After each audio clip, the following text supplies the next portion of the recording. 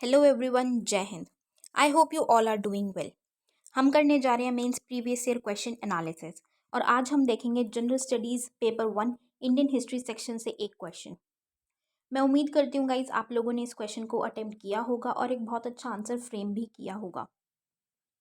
So guys आज आपको Indian history section से जो हमारी रूरल इकोनॉमी थी कॉलोनियल टाइम पे, मतलब जब ब्रिटिश का रूल था, ब्रिटिश एरा के टाइम पे हमारी रूरल इकोनॉमी या हमारे जो आर्टिजन्स थे, कारीगर थे, वो उनका काम किस तरीके से कम होता चला गया, किस तरीके से पतन पे आया, श्रिंक हुआ और हमारी जो ग्रामीण अर्थव्यवस्था थी, रूरल इकोनॉमी थी, वो कैसे सफ़र हुई। हम आज उसके बारे में काफ़ी सारे पॉइंट्स को पढ़ेंगे।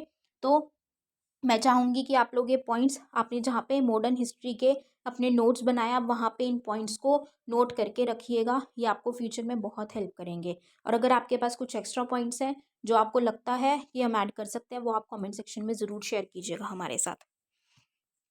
तो शुरू करने से पहले गाइज मैं आपको अपने कोर्सेज़ के बारे में बता दूँ। तो हमारा करंट अफेयर्स बैच रन कर रहा है गाइज, जिसमें डेली वीडियो लेक्चर्स प्रोवाइड किए जाते हैं और साथ ही साथ हमारे टेलीग्राम चैनल पे फ्री ऑफ कॉस्ट पीडीएफ्स भी दी जाती हैं। और अगर आप हमारा पेड कोर्स ज्वाइन करते हैं करंट अफेयर्स का, तो उसमें आप लोगों को लाइव डाउट सेशंस लिए जाते हैं और साथ ही साथ रिवीजन भी करवाई जाती है रेगुलर बेसिस पे। हमारा जीएस का pre plus mains batch run कर रहा है गाइज, जिसमें जीरो से तैयारी करवाई जा रही है, बिल्कुल बेसिक एनसीईआरटी 6 क्लास से लेकर एडवांस बुक्स तक की कवरेज करवाई जा रही है गाइज। तो हाईली रिकमेंडेड। आपका फाउंडेशन इतना अच्छे से बिल्ड किया जाएगा, इतने अच्छे से आपको कॉन्सेप्ट क्लैरिटी करवाई जाएगी कि आपका एग्जाम निकलने से कोई नहीं रोक सकता। तो ज़रूर ज्वाइन कीजिएगा। हमारा मेंस का भी आंसर राइटिंग बैच रन कर रहेगा, जिसमें एक फ्री सीरीज चलाई गई है आप लोगों के लिए, जिसमें आपको टेलीग्राम चैनल पे मॉर्निंग में फ्री ऑफ कॉस्ट आपको क्वेश्चंस दिए जाते हैं। आप उन क्वेश्चंस को ऑल डे लॉन्ग अटेम्प्ट कर सकते हैं और रात को आपको उन क्वेश्चन से रिलेटेड एनालिसिस वीडियो दिया जाता है और साथ ही साथ पीडीएफ्स भी प्रोवाइड की जाती हैं। और अगर आप ये हमारा फ्री सीरीज़ थी और साथ ही साथ हमारा एक पेड कोर्स भी लॉन्च हो चुका है गाइज, बहुत जल्द शुरू होने वाला है। उसमें 500 प्लस क्वेश्चंस की प्रैक्टिस कराई जाएगी आप लोगों को। एक्सपर्ट फैकल्टी हैं हमारी जो आपके क्वेश्चंस को चेक करेंगे, वो आपको इवैल्यूएट करेंगे, आपको इम्प्रूवमेंट बताएंगे कि किस तरीके से इम्प्रूव किया जाना चाहिए और बिल्कुल बेसिक से लेके आपको आंसर राइटिंग की प्रैक्टिस शुरू कराएंगे और एडवांस लेवल तक आपको बिल्कुल परफेक्ट बनाएंगे। और ये इवैल्यूएशन जो होगा वो इंग्लिश और हिंदी दोनों ही लैंग्वेजेस में होगा। तो हाईली रिकमेंडेड गाइस, ज़रूर ज़रूर ज्वाइन कीजिएगा। बहुत अच्छा बैच है, आपको बिल्कुल मेंस रेडी करवा दिया जाएगा और बहुत अच्छे प्राइस में आपके लिए लेके आए हैं ये कोर्स, सिर्फ आप लोगों के लिए। आपको कहीं पे भी इतने इस प्राइस में आंसर राइटिंग के लिए 500 प्लस क्वेश्चंस नहीं मिलेंगे, सिर्फ 7777 में लाया गया है गाइज। तो ज़रूर ज्वाइन कीजिएगा। ज्वाइन करने के लिए आप नीचे दिए गए नंबर 9713282838 पे व्हाट्सएप टेलीग्राम के थ्रू कांटेक्ट करके आप कोर्सेज़ को ज्वाइन कर सकते हैं और कोर्सेज़ को एनरोल कर सकते हैं। तो चलिए शुरू करते हैं अपना आज का क्वेश्चन। हमारा आज का क्वेश्चन है, examine how the decline of traditional artisanal industry in colonial India crippled the rural economy. परीक्षण कीजिए कि कैसे औपनिवेशिक भारत में पारंपरिक शिल्प उद्योग के पतन ने ग्रामीण अर्थव्यवस्था को पुंग बना दिया। ये question GS1 Indian history section से है और ये क्वेश्चन यूपीएससी ने 2017 में पूछा था। इस क्वेश्चन में हमसे ये पूछा गया है, जैसे अभी हमने बात की थी कि ब्रिटिशर्स के टाइम पे, जैसे हम लोग जानते हैं, आप लोगों ने हिस्ट्री में पढ़ा होगा कि ब्रिटिशर्स ने 1757 में बैटल ऑफ प्लासी हुआ था और 1764 में बैटल ऑफ बक्सर हुआ था। तो बैटल ऑफ बक्सर से ब्रिटिशर्स को बहुत सारे राइट्स मिल गए थे, जैसे दीवानी राइट्स, रेवेन्यू के राइट्स मिल गए थे। उन्होंने डायरेक्टली इंडिया को रूल करना शुरू कर दिया था। उस टाइम पे हमारी जो मार्केट थी या ट्रेड चल रहा था, या जो यहाँ के कारीगर थे, यहाँ का जो आर्टिजनल इंडस्ट्रीज थी, वो बहुत अच्छी से चल रही थी, फ्लरिश कर रही थी। लेकिन ब्रिटिशर्स के आने पे या उस टाइम पे किस तरीके से वो इंडस्ट्री डिक्लाइन की तरफ गई, ख़त्म होती चली गई और उससे रूरल इकोनॉमी कैसे हैम्पर हुई, हमें वो बताना है यहाँ पे। तो हमारा पॉइंट ऑफ फोकस है यहाँ पे कि आर्टिजनल इंडस्ट्री को कैसे कैसे वो डिक्लाइन की तरफ गई, तो हम उसके बारे में कि वो किस तरीके से फ्लरिश किया करती थी या ब्रिटिशर्स के आने तक या मिड 18th सेंचुरी पे वो कैसी थी, वो बताएंगे। मेन पार्ट में हम वो डिक्लाइन किस वजह से हुई, क्या रीजंस रहे, वो बताएंगे। और फिर एंड में हम कंक्लूड करते हुए अपने आंसर को फिनिश करेंगे। तो चलिए स्टार्ट करते हैं। When the Britishers took over, जब ब्रिटिशर्स ने लिया, जैसे अभी हमने बात की मिड 18th सेंचुरी में ब्रिटिशर्स ने टेक ओवर कर लिया था, रूल करना शुरू कर दिया था। उस टाइम पे जो ट्रेडिशनल आर्टिजन्स हैं, जो कारीगर थे, वो बहुत अच्छे से, मतलब उनका जो ट्रेड था, जो उनके गुड्स वो बना रहे थे, वो ऑल ओवर दी वर्ल्ड उनकी सप्लाई कर रहे थे, विश्व भर उनकी, विश्व स्तर पे उनका जो सामान था वो बिक रहा था, वो भेज रहे थे, मतलब एक्सपोर्ट बेसिकली ज़्यादा कर रहे थे। और ये भी बताया गया कि टोटल, मतलब जितना सामान बनता है, जितना वो प्रोड्यूस करते थे, मतलब वो 1/4 था, क्वार्टर था, मतलब जितना पूरे विश्व भर में बनाया जाता था, मैन्युफैक्चर होता था, उसका 1/4, 1/4 इंडिया में ही, केवल इंडिया में बनता था। और ये पीटर द ग्रेट ने ये बोला इस रेफरेंस में कि commerce of India was the commerce of world. Bharat का वाणिज्य विश्व का वाणिज्य था, कि जो इंडिया में ट्रेड हो रहा था, इंडिया का जो व्यापार था वो विश्व भर का व्यापार था, एक तरीके से कि ये बताना चाह रहे हैं कि इतना अच्छा ट्रेड, इतना अच्छा व्यापार, इतना अच्छा कारोबार था, इंडिया की इंडस्ट्रीज इतना ज़्यादा फ्लरिश कर रही थी। और जैसे हम जानते हैं exports is equal to economy, तो एक्सपोर्ट ज़्यादा हो रहे थे विश्व भर पे, वो अपने विश्व स्तर पे बाकी बहुत सारी कंट्रीज़ को, बहुत सारे देशों को अपने प्रोडक्ट्स को बेच रहे थे, सामान भेज रहे थे, जिससे उनकी इकोनॉमी भी, अर्थव्यवस्था बहुत अच्छी थी, तो फ्लरिश कर रहे थे, बहुत अच्छा सिस्टम था सब कुछ। ठीक है, ये हमने इंट्रोडक्शन की बात की, जिसमें हमने उस टाइम पे, या ब्रिटिश रूल जब शुरू हुआ, आया, ब्रिटिशर्स ने टेक ओवर किया, तब तक किस तरीके से इंडस्ट्रीज चल रही थी, या कारीगरों का कारोबार किस तरीके से था, उद्योग कैसे थे। अब हम आगे की अपने मेन पार्ट की बात करेंगे कि ऐसा क्या हुआ जो वो डिक्लाइन होते चले गए, श्रिंक होते चले गए। तो नेशनलिस्ट इकोनॉमिस्ट जो है, राष्ट्रवादी अर्थशास्त्रियों ने ये प्रपोज किया, ये प्रस्ताव दिया, बताया कि जो हमने जैसे बात की कि मिड 18th सेंचुरी में जैसे बैटल ऑफ बक्सर था, तो दीवानी राइट्स मिले थे, तो ब्रिटिश का रूल जब स्टार्ट हुआ तो डी इंडस्ट्रियलाइजेशन शुरू हो गई, मतलब गैर औद्योगिकरण उस टाइम पे शुरू हो गया, उसका प्रोसेस स्टार्ट हो गया। ठीक है, गैर औद्योगिकरण शुरू होने की वजह से जो वहाँ के कारीगर थे, आर्टिजनल इंडस्ट्रीज थी, वो सफ़र करना शुरू हो गई, उनका कारोबार उनसे छिनता चला गया, कम होता चला गया, मार्केट ख़त्म होती चली गई। अब उसके क्या रीजन थे, किस वजह से ऐसा हुआ, हम वो मेंशन करेंगे, उनके बारे में बताएंगे। First is the traditional artisanal industry lost its many patterns. मतलब क्या था कि जब कॉलोनियल रूल आया, या जब ब्रिटिश कॉलोनी ने इंडिया को रूल करना शुरू किया, तो उस टाइम पे क्या हुआ कि जो इंडिया के पैटर्न से संरक्षक थे, जैसे जो शासक थे, रूलर्स थे, या जमींदार थे बड़े बड़े, ठीक है, वो लोग उनको, मतलब संरक्षक नहीं कर पा रहे थे, उनका संरक्षण नहीं कर पा रहे थे।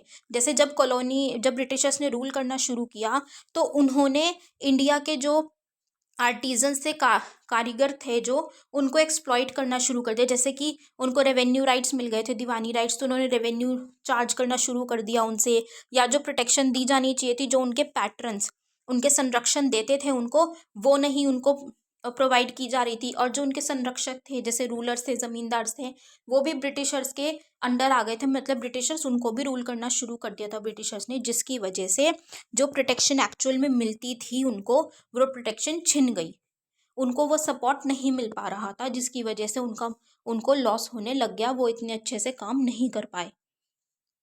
ठीक है, next point is the colonial rule flooded Indian market with cheaper manufactured goods. कि जो कॉलोनियल रूल था, अब क्या हुआ था, जैसे हमने बात की, गैर औद्योगिकरण शुरू हो गया ब्रिटिश रूल के आने से। अब इंडिया में तो गैर औद्योगिकरण की शुरुआत हो गई, लेकिन इंग्लैंड में उसी टाइम पे क्या हुआ, औद्योगिकरण की शुरुआत हुई थी, इंडस्ट्रियलाइजेशन बढ़ने लग गया था।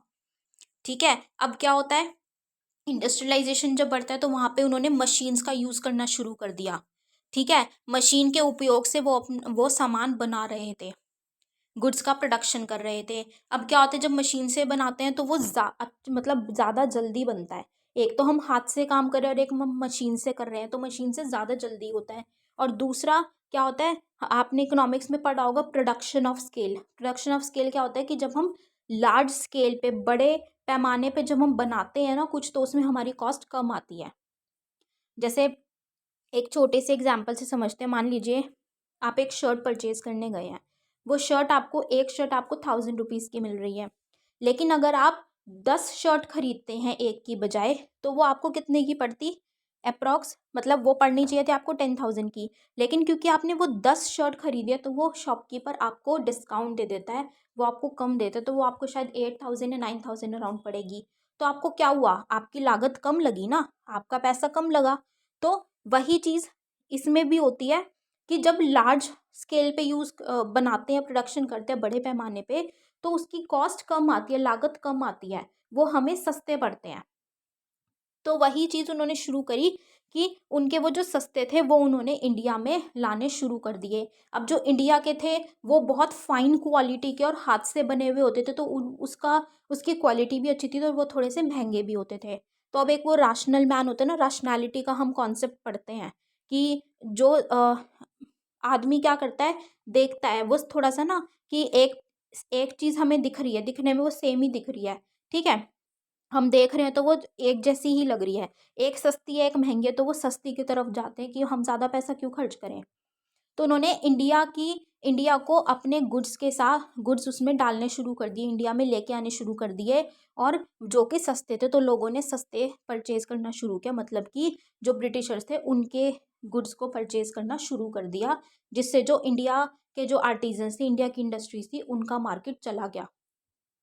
और इंडिया में ही नहीं, ब्रिटिशर्स ने बाकी कंट्रीज़ में भी एक्सपोर्ट करना शुरू कर दिया वो सस्ती चीज़ों को, ठीक है। अब वही चीज़ जो इंडिया से जा रही थी उसके लिए अब दूसरी कंट्री ज़्यादा पे कर रही है, तो उन्होंने भी क्या कर दिया, इंडिया के गुड्स से उन्होंने इंग्लैंड के गुड्स पे शिफ्ट कर दिया, तो एक्सपोर्ट्स भी इंडिया के कम हो गए, ठीक है। तो एक्सपोर्ट के लिए भी जो मार्केट था वो कम हो गया, और जो अपने लोकल के लिए था वो मार्केट भी उन आर्टिजन्स के लिए, कारीगरों के लिए कम हो गया, जिसकी वजह से उनको एक सेटबैक मिला और वो उनका मार्केट कम होता चला गया, उनका जो कारोबार था वो कम होता चला गया।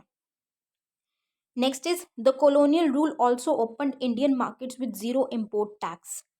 अब क्या होता है, जैसे कि जब इम्पोर्ट किया जाता है ना, मतलब जब हम आयात करते हैं, तो उस टाइम पे ना कुछ टैरिफ्स या कुछ ड्यूटीज़ लगाई जाती है, ताकि उसको थोड़ा सा ना सामान महंगा करने के लिए, ताकि इम्पोर्ट्स ना आए, मतलब रिस्ट्रिक्ट करने के लिए किया जाता है ये। जैसे हम पढ़ते हैं ना, प्रोटेक्शनिज्म पॉलिसी के बारे में हमने पढ़ा था कि अपने लोकल को प्रोटेक्ट करने के लिए किया जाता है, लोकल बिजनेसेस को प्रोटेक्ट करने के लिए। तो ब्रिटिशर्स ने ये काम किया, जो ईस्ट इंडिया कंपनी थी, उन्होंने इस चीज़ को देखा, उन्होंने वो जो टैक्स था वो इंडिया पे नहीं लगाया, मतलब जो इंडिया में इंपोर्ट किया जाता था सामान, उस पे उन्होंने कोई टैक्स नहीं लगाया। जो इंग्लैंड से गुड्स आते थे वो इंडिया में डायरेक्टली आते थे बिना कोई ड्यूटी या बिना कोई टैक्स पे किए। लेकिन ब्रिटिशर्स ने क्या किया, इंग्लैंड में एंटर होने वाले गुड्स जो इंपोर्ट किए जाते थे उन पे भारी मात्रा में टैक्स लगाया, जिससे कि वो ज़्यादा महंगे हो जाएंगे। तो ज़्यादा महंगे होंगे तो जो इंग्लैंड के लोग हैं वो उसको कम परचेज़ करेंगे, वो परचेज़ नहीं करेंगे तो वो ज़्यादातर जो वहाँ पे इंग्लैंड में लोकल प्रोडक्ट प्रोड्यूस किया जा रहा है उसको परचेज़ करेंगे, तो वहाँ की इंडस्ट्रियलाइजेशन बढ़ेगी, वहाँ के लोगों का बिजनेस बढ़ेगा, फ्लरिश करेगा, और इंडिया का कंपैरेटिवली क्या होगा, कम होगा। और सेम तरीके से उन्हीं के जो गुड्स है वो इंडिया में उन्होंने कोई टैक्स नहीं लगाया, तो इंडिया में वो और सस्ते होके आ रहे हैं, काफ़ी सस्ते आ रहे हैं, तो इंडिया का मार्केट भी क्या हुआ, ख़त्म होता चला गया। वहाँ पे इंडिया के गुड्स बिकने कम हो गए, जिसकी वजह से उनका जो कारोबार है वो ख़त्म होने की कगार पे आ गया, ख़त्म होता चला गया धीरे धीरे। Next point is the artisans also suffered at the hands of colonial power by having to agree to exploitative terms। मतलब क्या है कि जो आर्टिजन्स थे, जो कारीगर थे वहाँ पे, उनको एक्सप्लॉइट किया गया, मतलब ब्रिटिशर्स ने उनको एक्सप्लॉइट किया। किस तरीके से, जैसे कि जो रॉ मटेरियल था, जब वहाँ पे इंडस्ट्रियलाइजेशन बढ़ रही थी, औद्योगिकरण हो रहा था, तो जो रॉ मटेरियल था वो इंडिया से ही जाता था। जो इंडिया के लोग वहाँ पे रॉ मटेरियल्स दे रहे थे, उनको सेल कर रहे थे, तो वो एक तरीके से सेलर थे, वहाँ पे वो अपना सामान तो बेच रहे हैं, लेकिन जो ब्रिटिशर्स थे या जो वहाँ पे ईस्ट इंडिया कंपनी थी वो बहुत कम प्राइस पे बहुत कम पैसों में उनसे वो खरीदती थी और ज़्यादा पैसों में इंग्लैंड में बेचती थी। वो वहाँ पे अपना मार्जिन कमा रही थी, अपना प्रॉफिट कमा रही थी। ठीक है, तो यहाँ के लोग जो अपना प्रोडक्ट सेल कर रहे हैं, उनको तो इतना प्राइस मिल ही नहीं पा रहा, उनको पैसा पर्याप्त मात्रा में मिल ही नहीं पा रहा, क्योंकि ईस्ट इंडिया कंपनी उनको एक्सप्लॉइट करके उनसे चाहे अग्रीमेंट लेती थी या उनको एडवांस दे के उनको उनको फंसाते थे। तो इस तरीके से वो क्या कर रहे थे, बेसिकली उनको एक्सप्लॉइट कर रहे थे एज अ सेलर। वो बेच भी रहे हैं अपना सामान, फिर भी उनको पैसा नहीं दिया जा रहा ढंग से।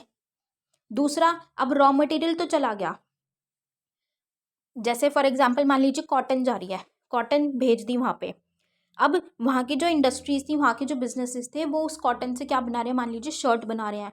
अब वो जो शर्ट बना रहे हैं, वो शर्ट इंडिया में लाके बेचते थे, इंडिया के मार्केट में लेके आते थे उसको, और इंडिया में उसको कम प्राइस पे बहुत सस्ते दामों में बेचा जाता था, कि जितनी की शर्ट इंडिया में बनाई जा रही है, उससे कम की शर्ट ब्रिटिश से आके, इंग्लैंड से आके वहाँ पे लोगों को मिल रही है। तो उससे क्या हुआ, एज अ बायर भी उनको एक्सप्लॉइटेशन हुआ, क्योंकि वो खरीद भी रहे हैं लेकिन उसकी क्वालिटी भी अच्छी इतनी नहीं होती थी, और उनको खुद को फिर उनका ज़्यादा जो है लागत उनकी लग रही थी, ज़्यादा पैसा उनको खर्च करना पड़ रहा था बनाने में, इंडिया के जो कारीगर थे, लेकिन उनको फिर भी प्रॉफिट नहीं हो पा रहा था। तो उन्होंने अल्टीमेटली क्या शिफ्ट कर दिया, ब्रिटिश के ही खरीदने शुरू कर दिए। तो इस तरीके से उनकी मार्केट बिल्कुल लॉस ख़त्म होती चली गई, उन्होंने अपनी मार्केट को गंवा दिया, चाहे वो एक्सपोर्ट की फॉर्म में था, चाहे वो लोकल मार्केट के फॉर्म में था, उन्होंने हर तरीके से उसको गंवा दिया, क्योंकि ब्रिटिशर्स ने अपने सस्ते प्रोडक्ट्स लाने शुरू कर दिए वहाँ पे।